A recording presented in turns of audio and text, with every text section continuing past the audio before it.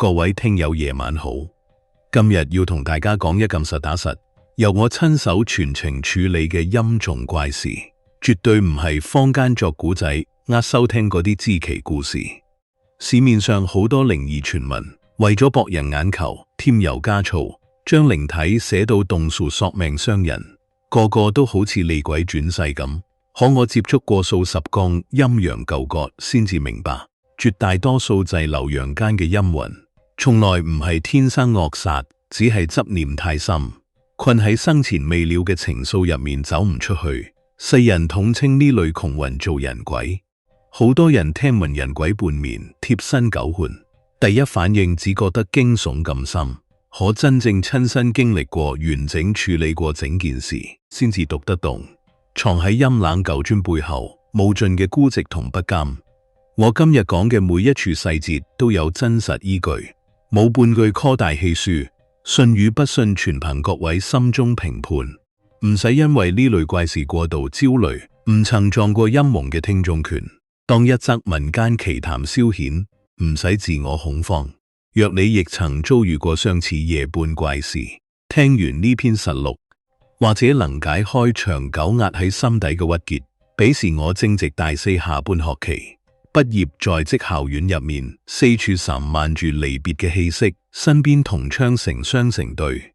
有人約定畢業後一齊奔赴他鄉謀生，有人打算返鄉成家立室，亦有人熬唔過異地離散，朝夕相伴嘅情侶轉眼各自天涯。校門口嘅鳳凰木開得正盛，火紅一片，好似替所有離別鋪上底色。見過太多人間聚散離合，我早已睇淡情愛得失，心中唯一一件要緊事就係收拾行囊，告別讀書4年嘅城市，返鄉追隨師門，潛心序言陰陽引導之說。離鄉嘅前3日，天氣悶熱，咪明星星。我正喺宿舍樓下車棚整理打包好嘅法器羅盤，忽然手機震動，響起一通陌生來電，屏幕冇備注。我猶豫咗一下先接起，聽筒入面傳嚟一道女子壓抑懵抖嘅嗓音，語氣吞吞吐吐，每一句話講到一半又吞翻落去，好似有難以啟齒嘅隱情，話裏面滿係惶恐無助，尾音都帶住哭腔。我常年幫人化解陰陽離事，私人號碼向來謹慎保管，極少外遇，心中難免疑惑，於是輕聲詢問對方從何處得嚟我嘅聯絡方式。女子支支吾吾唔肯明講，只反覆強調自己被一件陰事折磨咗足足3年4處，尋訪能人都束手無策。話轉多方才打聽到和能處理靈體救送，已經係佢最後嘅希望。我告知佢陰陽之事，因果複雜，若要我出手，必須將前因後果、3年遭遇完完整整講清楚，引分分毫都會打亂化解法門。到時唔單止幫唔到佢，仲可能惹個上身。女子沉默許久，聽筒入面只剩低壓抑嘅呼吸聲，然後佢坦言電話入面難以開口文字，反而更容易訴說。話稍後會發長短信俾我詳述始末，便匆匆掛斷咗通話。我本以為只係尋常擾雜陰靈，並冇放喺心上，低頭繼續清點羅盤、符紙、銅錢等隨身器物。約莫半個時辰，手機接連震動10數次，屏幕彈出數10條長短信，一條接一條，睇到眼花。我逐條點開，密密麻麻，寫滿3年來夜夜驚魂嘅遭遇，一字一句睇得我心頭驟然一沉，先至知曉佢深陷嘅係極難化解嘅男魂貼身狗蟲。呢名求助女子姓段，喺武漢獨自打拼，有穩定文職工作，朝9晚5生活規律，獨自租住老式居民樓單間，3年來不停更換住處，由城中村搬到舊小區，再搬到另一個舊小區。可無論搬到邊一間出室，每到夜半入眠，都會遭遇無形靈體貼身舊蟲，半夢半醒之間，一具冰冷人形會完整覆喺佢身上，觸感清晰，真實絕對唔係普通噩夢咁簡單。皮膚相貼嘅涼意漸入骨髓，好似抱住一大塊冰，輪廓、肢體觸感同活人別，無二致。佢掹扎推往嗰陣，甚至能清晰觸到對方嘅五官四肢，一雙手一條頸都有實在嘅形狀。每一次驚醒，渾身冷汗浸透皮肉，背脊濕到可以膿出水，心臟狂跳不止，要喘好耐先平復到。起初佢只當係壓力過大產生夢魘，可怪事日復一日，從未間斷。無論搬去邊，嗰陣冰冷都會跟住佢日頭出門，尚且心神恍惚，行路都覺得腳步虛浮。夜晚只要躺上床，便會下意識恐來全身反緊，整夜難以安睡。有時等到天光先敢合眼。3年間佢跑遍各大醫院做全身體檢，內科、神經科、心理科全部問診 ，CT、MRI、腦電圖做撚晒，各項檢查報告全部顯示身體精神毫無病灶。醫生只係開咗啲安眠藥，叫佢放鬆心情。佢又喺網上線下尋訪各路自稱大師嘅人，高價請桃木劍。符咒護身擺件各類辟邪物件堆滿豬室，床頭掛滿紅線銅錢，窗台擺滿水晶，短暫安穩。一兩日後陰仲依舊捲土重來，好似從來冇離開過。有人同佢胡說，呢係前世欠下情債，只需逐年消耗自身氣運償還，等債清陰魂自會離去，叫佢忍耐。佢當真信咗呢套說辭，硬生生獨自熬過3年日夜煎熬。精神日漸萎靡，記憶力衰退，工作頻頻出錯，被上司警告咗幾次，成個人瘦到脫晒形，面具凹陷，眼下烏青，無數次瀕臨崩潰。有時夜晚驚醒之後，會坐喺床邊無聲流淚。短信末尾，佢還設邀約我線下見面，想當面細說所有細節，只求我能徹底斬斷呢份陰龍話。如果再解決唔到，佢真係撐唔落去。睇完一長段文字，我心中已然理清根源。呢絕非所謂情債重債，而係生前執念深重嘅男魂滯留陽間，貪戀活人嘅體溫與人間煙火，形成長久貼身狗窮嘅陰煞。呢類人鬼最係難馴唔傷肉身，卻日夜消磨活人嘅心神元氣。長久落去，輕則抑鬱瘋癲，重則陽氣耗盡，折損壽元。係陰陽街入面最棘手嘅幾種混混之一。我當即回覆短信，同佢約喺城區一間安靜家常菜館碰面，話佢知嗰度環境清靜，適合傾呢類事。見到段小姐本人嗰陣，我心底生出幾分動容。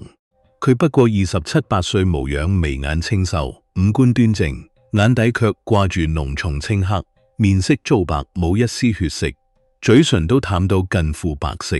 3年夜夜驚魂嘅折磨盡數寫喺面上，瘦削嘅肩膀睇落弱不禁風。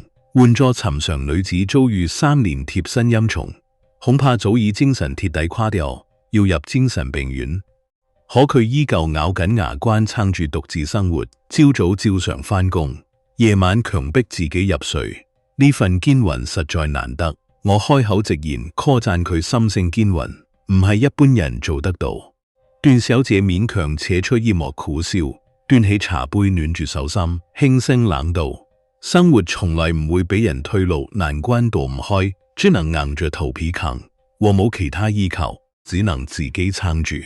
喊完又要返工，返完工又要面對。夜晚幾句交談，便能睇出佢職場獨當一面嘅幹練性格，行事乾脆利落，唔拖泥帶水，待人也坦誠坦度。對我全然交付信任，半點試探。我同佢講明，3日後我就要離開呢座城市返鄉。今次相遇也算一段特殊因果，我願意出手幫佢徹底化解任，酬勞一切隨緣，絕不漫天開價。做得好，你隨心俾就得做，唔好分文不收。段小姐聞言鬆咗一大口氣，肩膀都放鬆落嚟。在3道時主動搶着支清餐費，待人處事格為通透。飯後我提出先隨佢前往租住嘅房屋，實地勘測格局陰氣場，摸清男魂藏身出沒嘅規律，否則夜晚佈陣會冇把握。小區建成於90年代，外牆嘅瓷三面落咗唔少流動老舊，樓道光線長年昏暗，電燈壞咗都冇人整。單元門正對大路，車流人來人往，氣流雜亂，極易滯留游離陰靈。呢種格局本身就容易招惹遊魂。佢嘅單間喺3樓，樓梯轉角有盞壞咗嘅燈，行上去嘅時候腳步聲回蕩得好輕。屋內家俬陳設，簡單整潔，一張床、一個衣櫃、一張書台，窗台擺咗幾盆小盆栽，睇得出佢盡力維持生活嘅正常。唯有租室房門邊緣貼着一張網購印刷劣質鎮邪畫像，紙張輕薄油墨廉價，顏色都印到偏晒，冇半點開光靈力，只能起到微弱心理安慰，根本擋唔住執念深重嘅貼身男魂，連最弱嘅陰靈都嚇唔走。我抬手指住畫像同佢解釋，網上批量印刷嘅符畫冇道長書就加持，純粹紙質擺件陰魂根本唔會忌亂，仲會覺得你驚佢反而更放肆。呢個亦係3年內所有辟邪物件全部失效嘅根本原因。段小姐面露愧色，坦言當初病急亂投醫，花唔少錢購置各類法器，有啲仲係喺地攤買嘅，到頭來全係無用之物，堆埋一角封晒塵。徵得佢應允後，我取出隨身嘅老銅羅盤，踏入租室勘察。日頭陽氣充足，游離陰靈若非主動現身，羅盤好難捕捉微弱陰磁場。指針平穩靜止，冇半分偏移，只係偶然微微抖動一下，好快又回復平靜。全屋角落床底衣櫃逐個仔細排查，連床板底都照過，揾唔到男魂衣褲嘅固定點位，睇唔出陰煞聚集之處，一時冇從下手，只能等到入夜陰氣鼎盛，再佈引魂陣將其主動引出。段小姐見我勘察無果，眼底浮現失落，眼眶都紅咗一紅，卻反過嚟出言寬慰我，話之前數位上門師傅都係咁，草草掃視一圈便束手無策，有啲仲隨便燒張符就話搞掂。佢早已唔抱太大希望我安爛你，確唔使灰心，日頭佢唔出嚟好正常，入夜自有專門引魂之法。等子時陰氣最重嘅時候，先係佢活躍嘅時辰。當下先一齊出門食晚飯，靜待子時再返嚟處置。佢聽完之後稍為安心少少，點頭應承。晚餐席間，我心中反覆推演化解之法。呢類貪戀活人嘅男魂，尋常鎮殺驅邪符毫無用處，強行打散。魂魄雖能一時斷，可魂魄本係執念所化，打散等於令其鐵底魂飛魄散，損自身陰德，而且佢本身冇害人之心，只係黐人罪不至灰飛煙滅。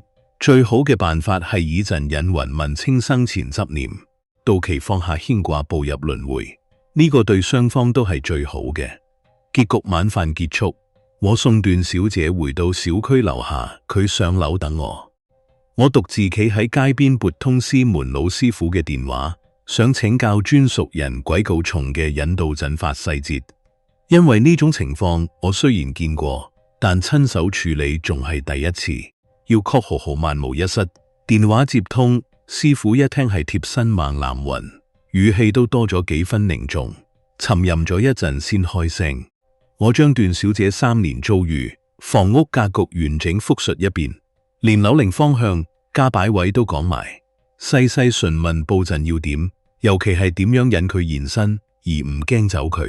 師傅一一拆解法門，傳授專屬引魂口滅同克制陰魂嘅香灰銅錢用法，話香灰要用寺廟香爐嘅老香灰，銅錢要用五帝錢，風鈴要用銅製嘅，聲先至引到魂。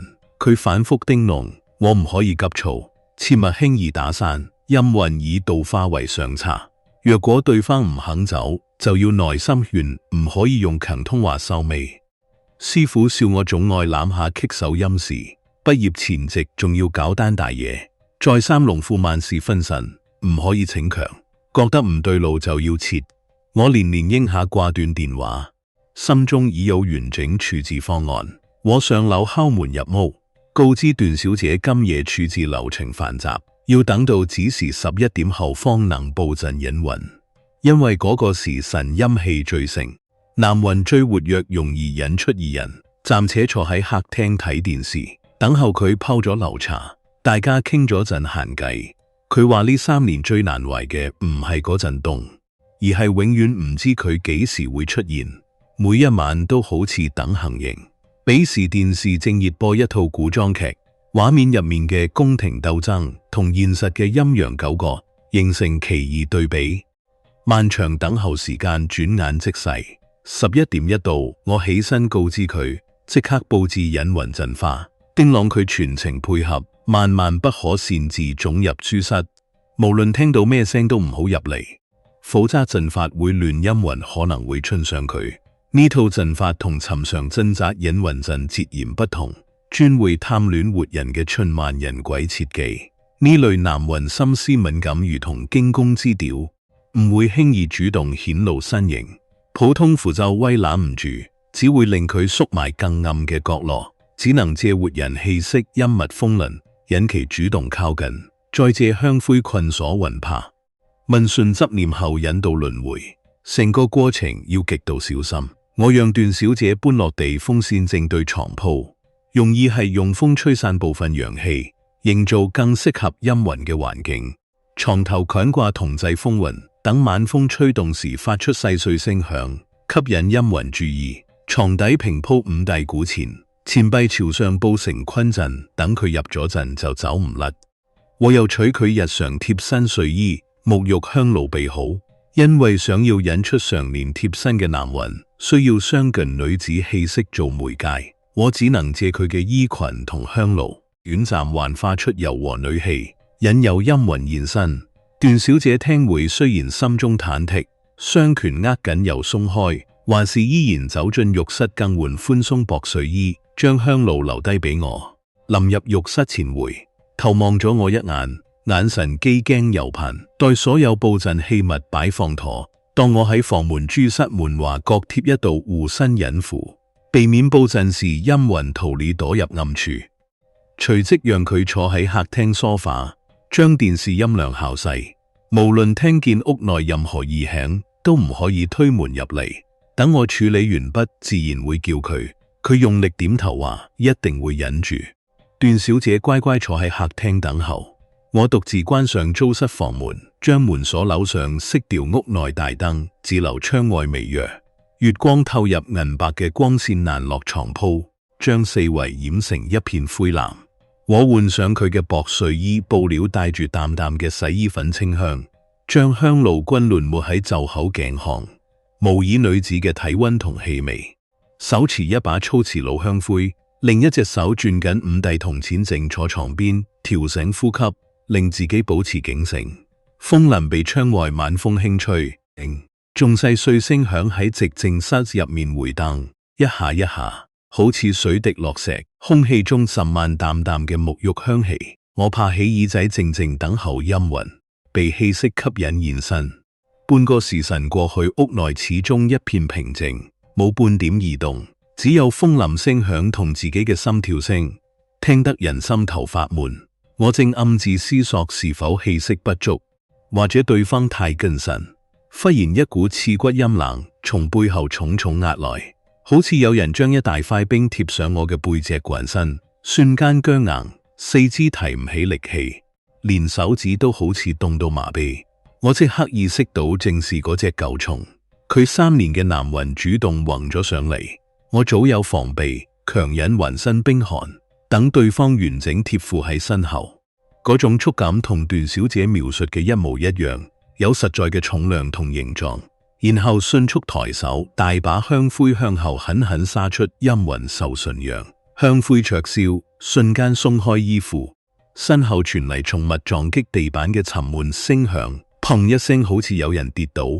我藉住月光睇清模糊人形輪廓，一個半透明嘅黑影蜷縮喺床尾。我快步上前，一把接一把香灰接連向住黑影滾爛，同時高聲念幣師傅傳授嘅驅魂口滅，聲響喺細小嘅住室入面回蕩。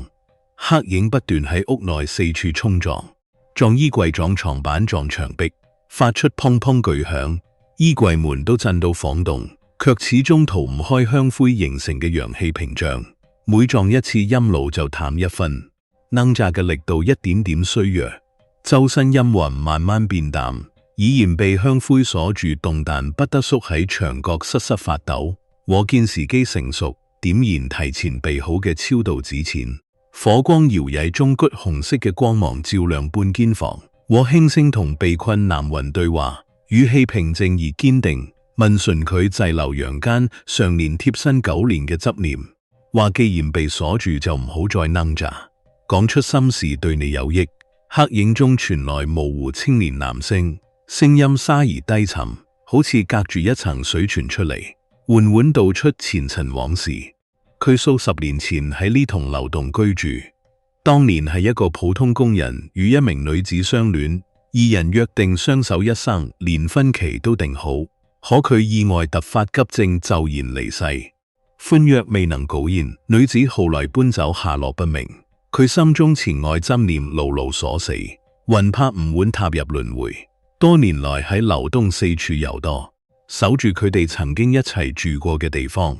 後來察覺到段小姐獨居書房嘅柔和生氣，同當年戀人有幾分相似，便日日貼身相伴，只想借活人嘅溫度，重溫當年未能圓滿嘅情愛溫泉，並無傷人之心，只係自身執念太深，日復一日折磨活人。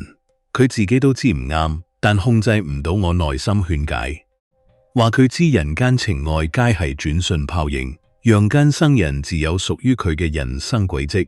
你滯留此地3年，日夜消磨佢嘅精氣神，只會加重自身業障，永世不得超生，連投胎嘅機會都會失去。眼下我這陣法困住你，並非要打散你嘅魂魄，而係俾你一次放下執念投胎轉世嘅機會。來世自有一段圓滿姻緣等你，唔使困喺過往舊情入面反覆煎熬。你等咗幾10年已經夠啦，放手啦。黑影沉默許久，周邊陰霧緩緩消散，輪廓越嚟越淡。此時放下心中多年執念，和加大超度紙錢，火勢火光紅紅，縱緩整段渡雲舟，經文聲聲響鐵珠室，一刷淡白煙霧順住窗門飄向夜空，向住月亮升去。南雲鐵底放下肩胛，奔赴陰司輪迴之路，再無留戀，所有動靜平息，屋內陰冷氣息盡數散去，溫度回升返正常，風浪亦都靜止唔再輕。我推開粗室房門，恨段小姐入嚟，佢快步走入粗室，面色緊張，睇住滿地香灰散落銅錢，床鋪一片狼藉，牆角仲有燒過嘅紙錢灰淋，緊張詢問事情係咪了結。我告知佢南雲執念已解，嗰陣冰冷嘅感覺永遠唔會再出現，今夜過後再無陰焰困擾，你可以安心瞓覺。佢聽完之後，忍咗3年嘅眼淚終於奪眶而出，雙肩抖動，哭到講唔出話，但係釋放嘅哭，唔係絕望嘅哭。我企喺一邊等佢平復，然後2人一齊收拾床鋪，清掃地面，將香灰掃走，銅錢收好。望完已經係凌晨2點過半，窗外月光更亮。段小姐再三挽留我喺屋企歇息，話梳化可以瞓，聽日再走。我婉言謝絕，話要趕返宿舍準備畢業離校嘅嘢，獨自走出老舊小區，街上空無一人，路燈將我嘅影子拉得好長。深夜街邊只有一間通宵小食店亮住燈，玻璃門透出暖黃色嘅光。我推門坐低，點一碗熱湯，湯面漂浮住蔥花同油光，熱氣騰騰，連日疲練湧上心頭。我趴喺台面片刻，便沉沉睡去。店員都冇叫醒我，睡夢中竟生出奇異幻象，自己化作一名女子，企喺老舊書房之中，窗簾隨風飄動，想來係方才借女氣布陣留低嘅氣息殘留。夢醒後只覺荒誕不已，苦笑住搖搖頭。飲完碗湯便起身離開。1個月後，我已經返到家鄉，每日跟隨師傅修行，清晨起嚟練功，夜晚誦研經書。手機忽然收到段小姐發嚟嘅長短信，字裏行間滿係輕鬆喜悅，同3個月前嗰種絕望語氣截然不同。自嗰晚布陣渡雲過後，3年夜夜驚魂嘅貼身狗亂鐵底消失，夜晚能安穩熟睡，一覺到天光，唔再被冰冷陰體壓身，工作狀態回歸正軌，業績節節攀升，上司對佢讚賞有加，生活重回平穩有序。最近仲養咗隻貓，夜晚有貓陪住，更加唔使驚。佢特意轉咗一筆豐厚酬勞俾我，數額遠遠超過當初隨緣約定嘅標準。敷衍當作嗰晚我扮呂布陣化解怪事嘅一點心意，話呢筆錢幫佢換嚟3年嘅安穩，點都值得我幾番推辭冇用，只能收下。心中亦由衷為佢擺脫陰亂，重獲安穩而欣喜。呢種圓滿嘅結局，正係我學陰陽之術嘅初衷。我見過無數恩情愛執念滯留遊陽間嘅陰魂，佢哋從唔係天生酷煞，只係放唔低生前遺憾，先至日復一日久緣生人，縱成陰陽兩重煎熬。